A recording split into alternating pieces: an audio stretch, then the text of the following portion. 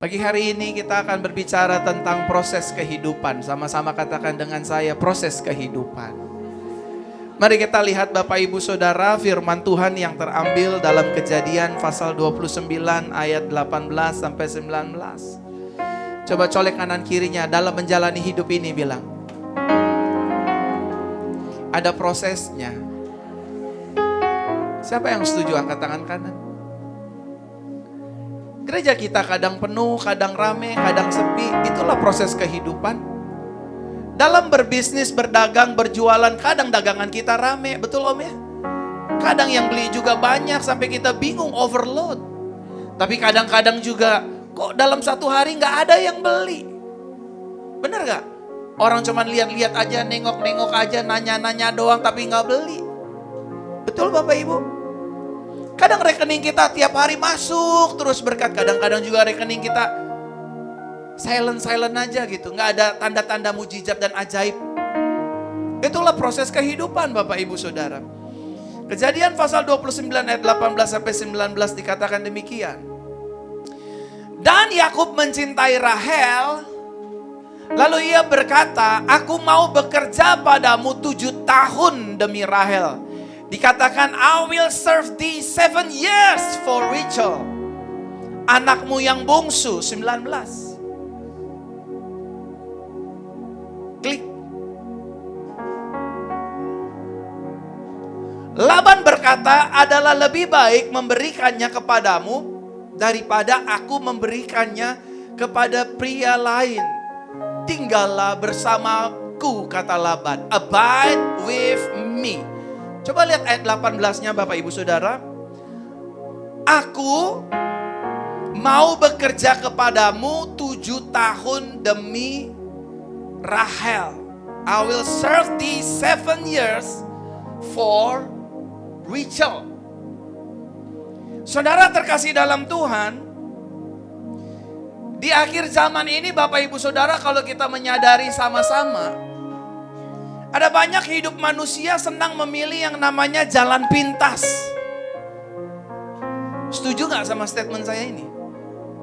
Di akhir zaman ini Bapak Ibu Saudara, ada banyak hidup manusia lebih senang memilih jalan pintas dan menghindari yang namanya jalan proses kehidupan.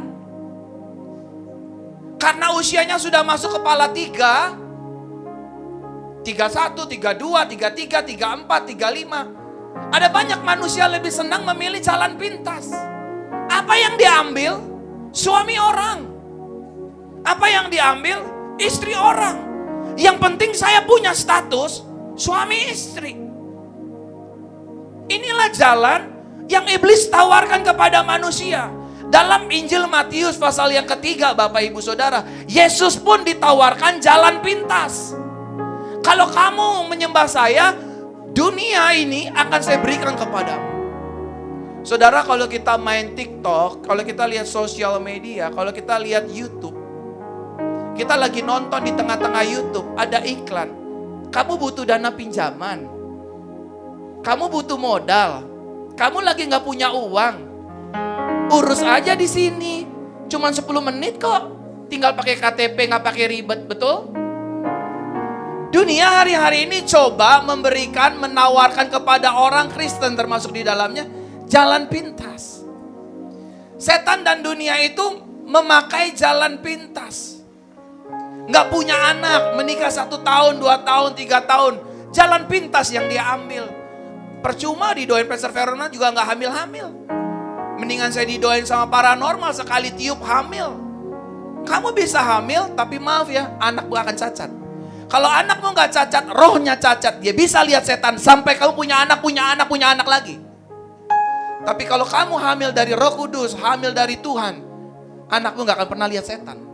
There is something wrong inside your pregnant. Ada yang salah dalam kandungan waktu kamu hamil. Kalau kamu mendapatkannya lewat jalur pintas.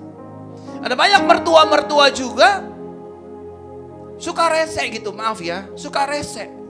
Kalau menantunya belum punya anak, belum dikarunia anak, belum hamil. Seringkali anaknya diojok-ojok sama perempuan lain. Kasihlah mamamu keponakan, kasihlah mamamu cucu. Kasihlah kakakmu cucu. Betul gak Bapak Ibu? Nggak di sini. Di Botswana sana banyak. Kalau sini saya lihat nih, waduh, ini mertua-mertua yang berakhlak dan berbudi luhur.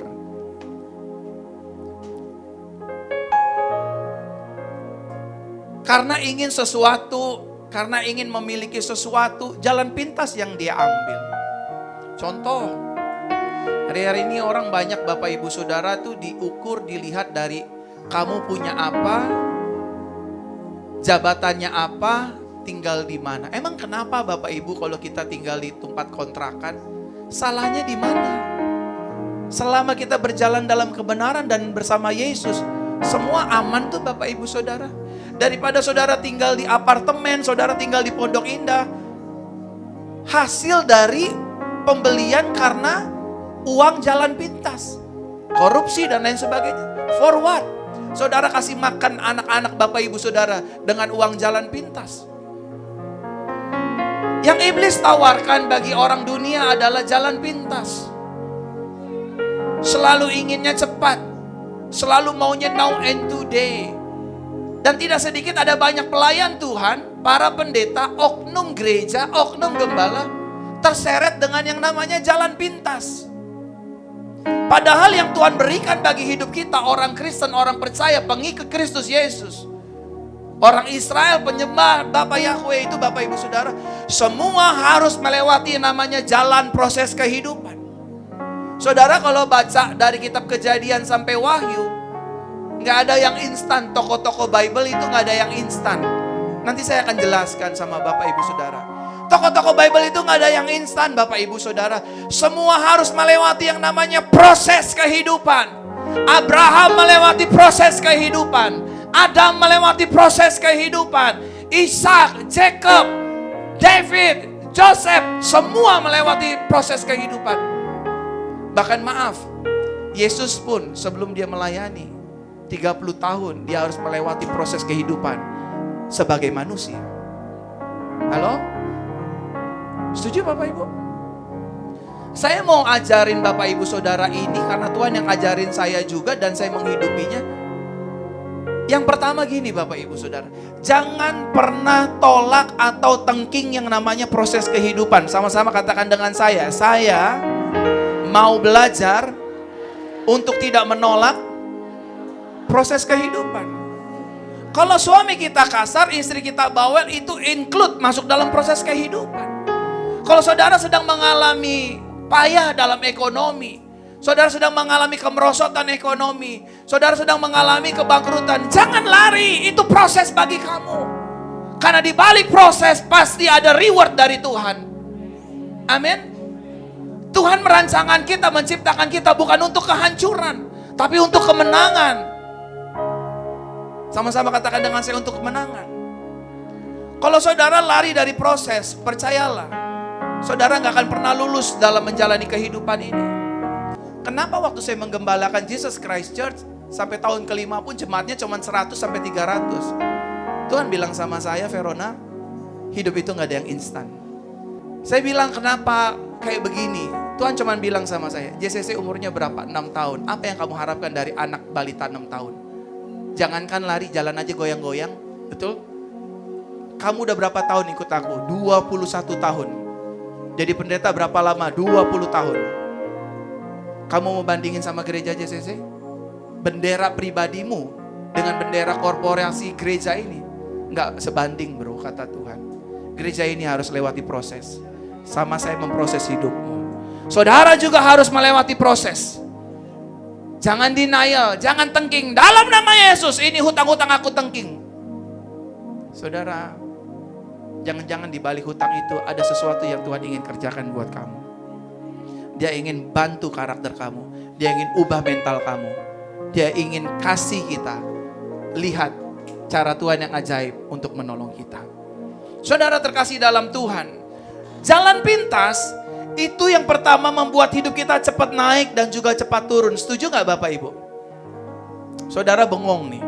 Jalan pintas itu dapat membuat hidup kita cepat naik dan juga cepat. Saudara, saya mau cerita, saya baru punya teman kemarin di salah satu kota, kenalan. Dia bilang, Pak, Tahun 2020, saya nggak punya apa-apa. Saya cuma punya duit 200 juta. Buat dia tuh nggak punya apa-apa. Waktu masuk COVID-19 kami mulai bisnis.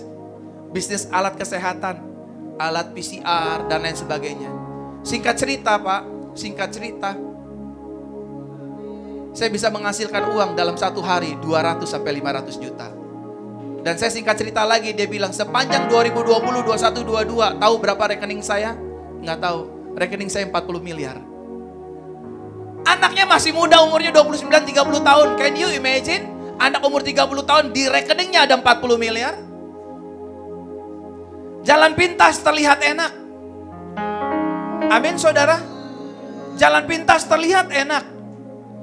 Jalan proses kehidupan itu berliku-liku. Capek, susah Bapak Ibu Saudara. Seringkali kita sudah doa, betul kan? Kita sudah puasa, kita kasih persembahan, kita balikin perpuluhan. Kok kayaknya sakit saya gak disembuh-sembuhin gitu loh. Kok masalah saya masih ada. Dia mau bentuk karakter kamu. Halo? Singkat cerita anak muda ini bilang begini, Pak. Dalam satu malam 40 miliar di rekening saya. 40 miliar, bukan 40 ribu bos. Ini yang cerita beneran. Usahanya bangkrut, krut. Dan maaf, dia harus masuk jeruji. Dia harus kena masalah hukum. Tapi yang saya salut dari mulutnya dia keluar begini. Puji Tuhan saya masuk dalam sekolahnya Tuhan di jeruji besi. Itu artinya Tuhan menjaga saya dari hal yang lain. Dan selama 1,5 tahun saya belajar di kota Ambon di dalam jeruji besi. Tuhan bentuk saya menjadi pribadi yang baru. Bukan pribadi karbitan. Saya bengong saudara.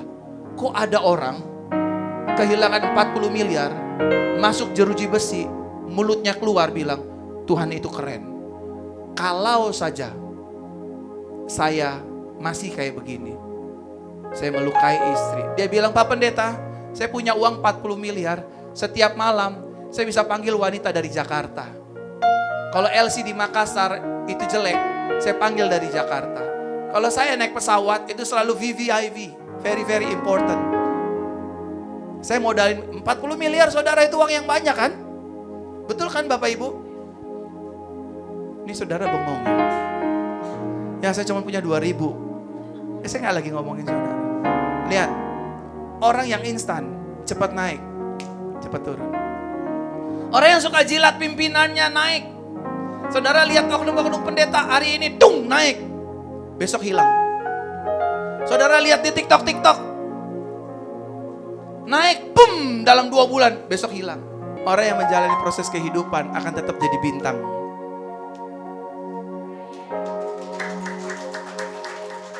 Bukan OKB saudara, orang kaya baru. Saya bersyukur gereja ini lewat proses. Bersyukur. Gue di lagi, nggak ada yang baru, kata Tuhan, nggak ada, memang dia. Bu Ade lagi, mau ke Henry, nggak ada, emang dia dulu. Lu kalau mau isinya presiden, wakil presiden, lewatin dulu prosesnya. Tuhan tuh ajar saya Bapak Ibu. Sebelum kamu melayani bupati, gubernur, menteri, apa yang kamu layani? Oh iya ya Tuhan. Aku sampai ngelayani ke daerah yang namanya Lombanga, 14 jam naik mobil, turun naik. Saya muntah selama 14 jam Bapak Ibu. 14 jam. Saya tidur bareng-bareng tikus. Saya tidur bareng Spider-Man. Aduh luar biasa. Saya bilang Tuhan mana? Katanya Tuhan mau angkat saya, mau buat saya terkenal. Jalanin dulu ini. Jalanin. Nah saudara, yang kedua, jalan pintas itu membuat hidup kita menjadi pribadi karbitan.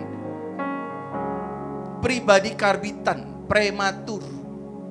Wanita ini tahu kalau prematur itu apa? Rawan dengan kecacatan dan kematian. Belum pada waktunya, tapi harus dilahirkan.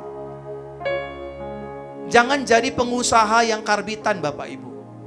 Jangan. Kalau saudara buka TikTok, saudara buka sosial media, sekarang tawarannya gitu. 3 langkah untuk jadi orang kaya. 4 langkah punya uang miliaran. 5 langkah jadi orang terkenal.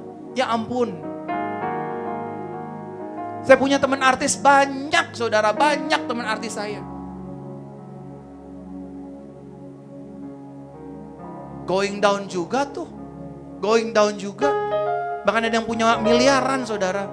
Pastor, doain dong.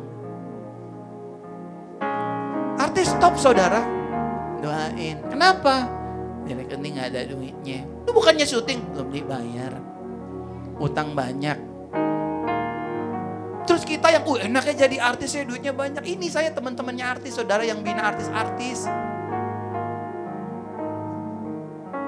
Jangan ambil jalan pintas. Karena jalan pintas membuat hidup kita menjadi orang karbitan. Benar saudara. Sebelum saya melayani gereja ini, 20 tahun yang lalu saudara, saya diundang pendeta. Mario Verona Jaha, ya tante. Bisa khotbah di gereja tante enggak? Wah si pendeta mula-mula bisa. Ibadah jam berapa tante? Hari Rabu ya, 6:30 malam. Itu ibadah apa? Doa malam. Yang hadir banyak kok. Udah nih saudara, saya datang. Saya nunggu di depan Indomaret. 5:30. Ibadah 6:30 kan, saya harus datang 5:30. Saya bilang mana? Gak ada tanda-tanda kehidupan nih, kayak gereja setan. Aku bilang kosong saudara. Dia telepon lagi. Mario Verona Jaha udah sampai belum gereja tante? Udah, dalam hati gue udah dari 5:30 woi. Nggak nih soalnya udah jam 6:15. Iya dalam hati gue udah 5:30 di sini bro. Karena lo aja udah orang tua gue panggil tante hormat gitu kan. Tapi Tuhan lagi buat hidup saya nggak jadi pribadi karbitan. Nah saudara tahu, 6:30 dia telepon lagi. Fer di mana? Udah di depan tante. Masuk dong. Lah emang gue Casper bisa tembus, kuncinya mana? Itu gereja kekunci. Oh iya tante lupa, dia telepon pengurus gereja dibuka. Dia telepon lagi, udah naik Fer, udah tante, udah ada yang datang. Ini baru saya bilang. Baru saya bilang. Puji Tuhan kata dia. Oh ya udah ya tante, tutup. 5 menit telepon lagi, udah ada yang datang. Ada tante, siapa? Ya saya bilang gitu. Ya puji Tuhan, semangat, pokoknya yang datang rame lah. Dia telepon 5 menit lagi, Fer. Iya, kamu bisa main musik gak? Bisa. Main apa? Main gitar. Emang kenapa tante? Pemusiknya gak bisa datang. Oh ya gak apa-apa, saya bilang saya main. Makasih ya Tuhan berkati berlimpah. Oh ya limpah pokoknya tante. Limpah usus babat ada di situ. Ada pokoknya. Saking gak mau jadi karbitan tuh saudara. Bisa aja tuh saya left. Saudara tahu dia telepon lagi. Fer, kamu bisa nyanyi gak? Bisa. Dalam hati ini nelpon melulu, gue sumpel mulutnya dalam hati. Tapi kan gak boleh gitu kan. WL-nya udah dateng belum? WL-nya gak ada tante, gak dateng. Kata dia, kamu bisa nyanyi? Bisa. Ya udah kamu yang nyanyi ya, kamu yang WL. Bayangin, gue yang khotbah, gue yang main musik, gitar, gue yang harus nyanyi, aku yang harus nyanyi. Terus aku tanya, tante, gitarnya di mana? Ada di gudang, aku cari. Tante maaf nih gitarnya senarnya ancur-ancur aku bilang. Senar satunya senar 2, senar 2-nya senar 3 Bapak Ibu. Orang kan punya gitar 1, 2, 3, 4, 5, 6 ya. Ini 1, 3, 5, 6. Saya bilang tante ini gitarnya begini nih broken gitar nih. Nggak apa-apa Tuhan lihat hati. Oh ya udah deh Tuhan. Tuhan lihat hati Fer. Ya oke, gue bilang Tuhan lihat hati, jari gue berdarah-darah genjreng. Udah nih saudara, datang jam 7, dia telepon lagi. Fer gimana? Semua oke tante. Jemaat udah datang. Ada nih tante. Bapak-bapak datang saudara nih maaf ya. Saya pinjem ya. Saudara harus lewat proses kehidupan. Ini true story saudara. Bapak-bapak datang, nggak ngomong salam, nggak ngomong apa, duduk pakai topi, bapak ibu tuh langsung tidur. Itu yang saya laporin ke tante. Ada yang datang, ada nih kayaknya gue rasa mau ngebom gereja tante. Mau numpang tidur, habis begadang dia duduk gitu. Terus datang lagi bapak ibu saudara, ibu-ibu bawa anak, anaknya nggak bisa diem. Halo pendeta. Gue bilang ampun Yesus. Bencana kedua datang saudara. Udah, datang nih 3 orang nih ya. Engkau yang tidur satu pakai topi. Tidur aja. Tidur Bapak Ibu Saudara. Saya mau bilang, entar tidur di kuburan aja bos. Udah kita mulai nih, mau mulai. Datang cinci saudara. Bawa gembolan, dagangan isinya. Kuping gajah, rangginang, bacang. Shalom, boleh dagang gak di rumah Tuhan? Saya bilang, boleh. Habis dagang lo kayak Yesus, lo ditebalikin sama Yesus. Gue bilang, silakan tante. 4 orang kita ibadah saudara. Mari Bapak Ibu Saudara kita mulai ibadah ya. Kita mulai ibadah. Baru mau mulai ibadah ditelepon sama tuh pendeta. Fer, dalam hati ngapain sih lo telepon lagi? Mulai dong, mulai. Ini mau mulai, lo yang gangguin gue. Ini udah mulai. Udah Bapak Ibu kita mulai ya. Waktu kita mulai Bapak Ibu Saudara, anaknya tiba-tiba Bapak Ibu Saudara nginterin saya sama mimbarnya. Itu anak kecil. Saya bilang 7 kali dia muter, rubuh saya kayak tembok Yeriko. Saya bilang, Pak bangun Pak, mau dengar firman. Ya udah tahu firman kan. Dia tidur. Saya lagi nyanyi. Coba minta B. D. Saya lagi nyanyi, saya ingat lagu itu. Bapak engkau sungguh baik. Saya diinterupsi sama Cinci. Ayah pendeta jangan nyanyi dulu lu bayar dulu bacang gue, belilah. Gue bilang, ntar saya beli sih. Ibadah dulu. Lu janji lu ya di rumah Tuhan, kalau lu gak beli lu dosa lu ya. Gitu gue bilang, aduh Tuhan. Gue bilang, salibkan saya Tuhan.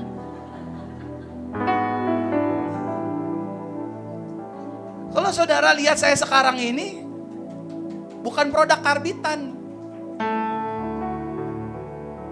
Akhirnya ibadah selesai, singkat cerita dia telepon saya, Fer, udah selesai semua yang hadir banyak kan? Oh banyak malaikat sorga tante. Terus dia bilang sama saya, ini maaf nih ya, maaf banget. Tante tahu hatinya Verona kan gak cari uang. Pelayanan malam ini gak ada persembahan kasihnya, gue udah tahu. Dari awal gue udah tahu. Tuhan berkati ya udah. Itu sepanjang jalan saya masih naik motor saudara. Aduh masih jelek gak ganteng sekarang. Tapi Tuhan bilang terus. Supaya kamu gak karbitan. Yang ketiga, membuat hidup kita menjadi pribadi yang sombong. Orang yang karbit itu sombong saudara. Arogan. Oleh karena itu Bapak Ibu Saudara, saudara harus tahu betul. Yakub itu harus menjalani proses kehidupan selama 14 tahun untuk mendapatkan Rahel. Bukan 7 tahun. Itu yang di TikTok, yang di Instagram sembarang nulis tuh. Udah gak baca firman seneng copy paste. Abraham menanti 25 tahun, Yusuf menanti 13 tahun. Yakub itu klik media 14 tahun, 7 tahun pertama dibohongin, 7 tahun kedua baru dia dapat. Ini kayaknya yang pegang multimedia tante-tante yang tadi ya. Nggak diklik-klik nih. Rusak ya. Proses Bapak Ibu, amin. Ini namanya proses kehidupan. Yakub harus menjalani proses kehidupan selama 14 tahun untuk mendapatkan yang namanya Rahel.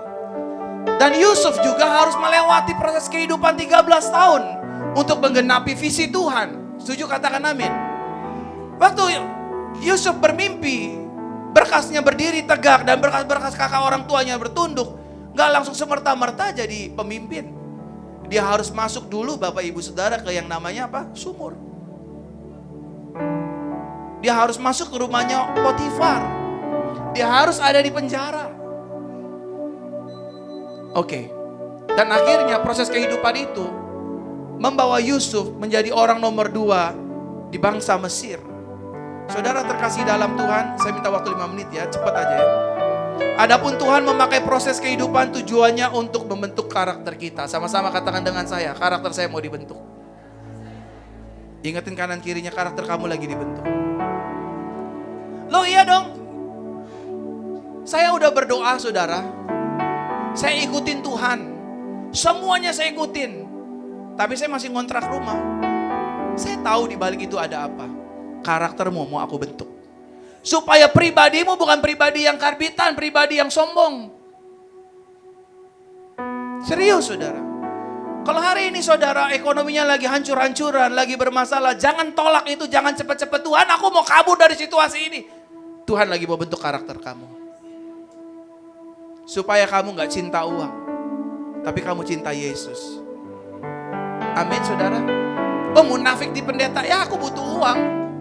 Tapi uang tanpa Yesus membuat kita tetap hidup dalam ketakutan. Yesus plus bonusnya membuat kita damai sejahtera. Karakter kita lagi mau dibentuk sama Tuhan Bapak Ibu.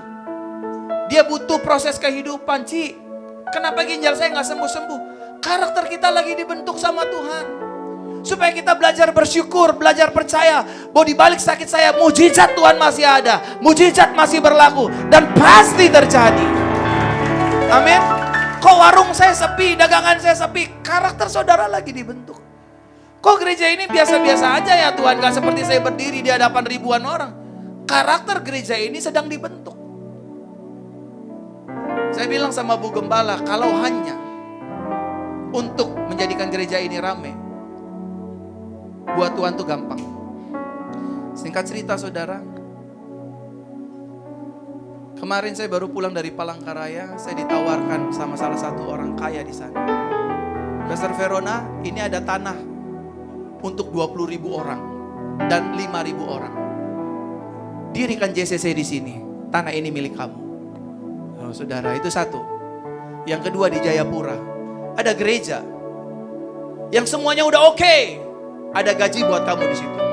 Kamu tinggalkan JCC, aku bayar kamu di sana. Itu yang kedua. Yang ketiga, ada lagi Bapak Ibu Saudara di daerah lain yang gak bisa saya sebutkan. Dia menawarkan saya sebagai pemimpin rohaninya karena dia melihat kepopularitasan saya. Kata dia, tinggalkan JCC, aku akan kasih kamu apa yang kamu mau.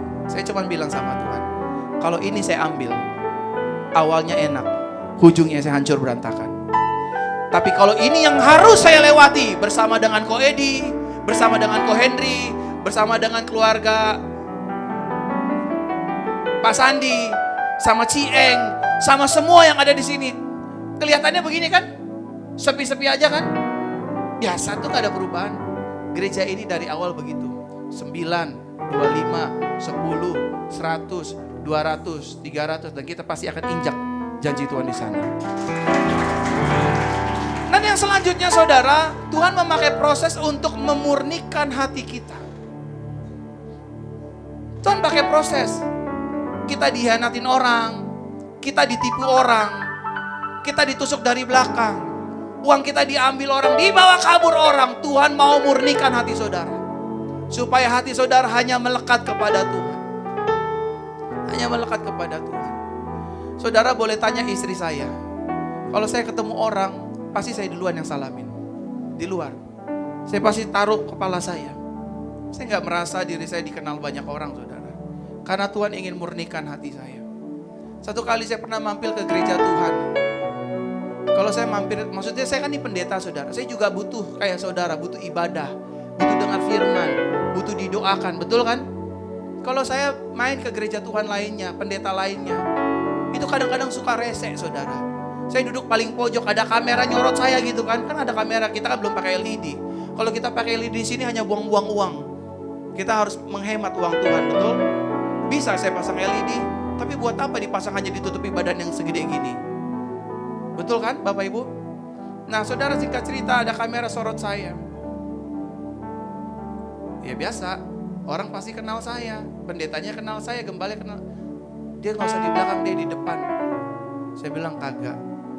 Saya mau di belakang karena saya datang untuk berjemaat. Saya mau dengar firman. Saya mau dengar firman. Bahkan saya bilang sama Bu Gembala, boleh gak di gereja ini saya gak khotbah? Orang lain aja yang khotbah. Saya di sini ngedoain orang sakit aja. Gak bisa. Kamu harus layani. Hati kita mau dimurnikan sama Tuhan. Dan yang ketiga, yang terakhir Bapak Ibu Saudara. Proses kehidupan itu melatih iman percaya kita. Apakah saudara masih percaya? Maaf ya Pak, meskipun anak dalam proses pemulihan. Apakah saudara masih percaya sama Yesus? Apakah kita masih percaya sama Tuhan? Amin saudara. Saya ditinggalkan orang berkali-kali, saya bilang saya tetap percaya sama Tuhan. Selama saya gak buat salah, selama saya gak buat aneh-aneh, selama saya tidak melakukan hal buruk, cukup Yesus bersama dengan saya. Bukan berarti saya gak butuh manusia. Saya butuh. Tapi tadi saya bilang, manusia datang dan pergi sesuka hatinya. Yesus setia menyertai kita. Tepuk tangan bagi dia. Dia mau melatih iman kita. Kita berdoa untuk tanah gereja kita. Sampai hari ini, secara kasat mata, secara fisik, nothing happen. Betul Bapak Ibu Saudara? Betul gak saudara? Kita udah berdoa 3 tahun. Nothing happen. Mana? Katanya mau bangun gereja, katanya mau beli tanah. Nothing happen. Saudara lihatlah, di balik doa selalu ada jawaban. Saya selalu bilang, apa yang tidak kelihatan belum tentu tidak ada. Itu saya pegang dalam hidup saya. Saudara ngelihat saya cuma pakai jas, pakai kemeja. Saya nggak pegang amplop, tapi di dalam jas saya ada amplop perpuluhan dan persembahan yang saya pegang 2. Waktu kita berdoa, seakan gak ada jawaban. Bukan berarti di balik doa itu gak ada apa-apanya. Di balik doa itu, there is something special buat saudara dan saya. Amin saudara.